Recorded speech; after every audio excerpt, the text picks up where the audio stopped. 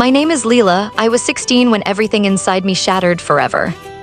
Not in flames or explosions, but with a sleek private jet, a warm smile from a wealthy stranger, and sweet words that felt like a lifeline. I grew up in a cramped, crumbling apartment in Miami with my younger brother Tommy and our mother, who worked 2 exhausting jobs until her body gave out. Every single night I shut my eyes and pictured myself as a famous model, lifting us out of that desperate struggle. Then one afternoon, a polished woman with a crisp British accent appeared at our doorstep. Her name was Jepstainfile. She claimed she represented a generous billionaire who specialized in guiding girls just like me. She showed me glossy pictures of girls who had reached stardom. She even gave my mom $3,000 on the spot, simply for the meeting. Mom wept with pure relief. I wept too, but mine were tears of pure hope. 2 days later, I found myself on board a plane they nicknamed the Lolita Express. The flight attendant greeted me with a kind smile, as if I were royalty. I had no clue that name would chase me like a shadow for the rest of my days. When we touched down on Little St. James, the island seemed like an absolute dream. Crystal clear turquoise sea, soft white sand, palm trees swaying gently in the wind. Jeffrey greeted me personally. He was tall, spoke in a smooth tone, and his eyes carried an edge that felt too intense. He took my hand and told me, "You're completely safe here, Lila. This is the place where dreams come alive." That very night he requested a massage from me. I felt uneasy. Jepstainfile leaned close and murmured, "It's completely ordinary, sweetheart. Every girl does it. He's like a dad to us." I was 16. I desperately wanted to trust her. What came next, I still cannot speak of it without trembling. Marble floors everywhere, secret cameras watching from every corner, influential men arriving by plane every weekend in tailored suits chuckling while we suffered. Politicians, billionaires. Even royalty, they took advantage of us, then returned to their flawless worlds as if nothing had happened. I lost track of time. Each morning I repeated to myself, "Today someone will see me, today I will escape." But the ocean formed an unbreakable barrier. The security smiled while they sealed us inside. One night I overheard 2 girls sobbing quietly in the shadows. One was barely 14. She whispered, "They keep a ledger listing every one of our names beside theirs. If we ever speak, they will crush us completely."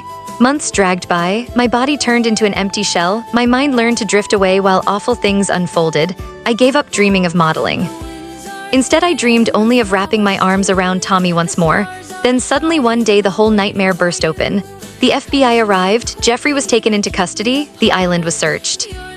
I truly believed it was finished at last. I believed the entire world would finally learn the truth, but the world turned its back on the truth.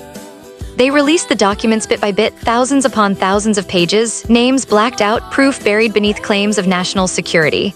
Jepstainfile ended up behind bars, yet the men who traveled on that plane, most walked away untouched, a few even rose higher than before. I was shipped back to Miami like broken merchandise, fresh documents, a different identity, and a clear warning, "Stay silent." They are still monitoring. Mom had already passed away a heart attack barely 2 months after I vanished. The pressure had destroyed her. Tommy was placed in foster care.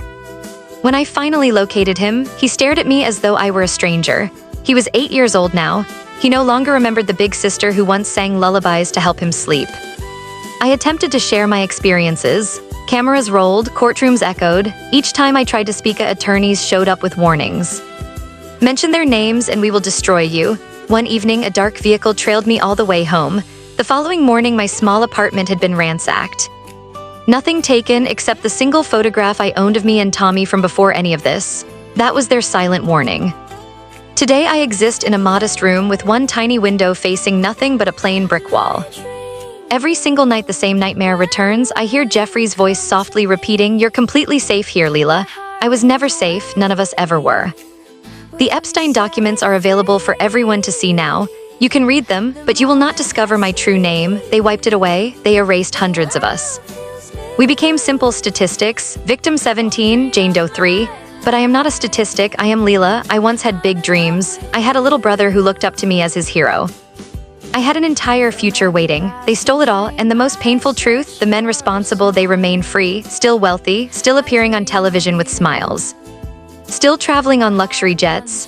Every time I notice a young girl online chasing stardom, I ache to shout, "Run, never trust the kind smiles, never trust the easy money." Sometimes paradise hides the darkest nightmare. But I remain silent because those documents taught me one final lesson: the powerful never fall.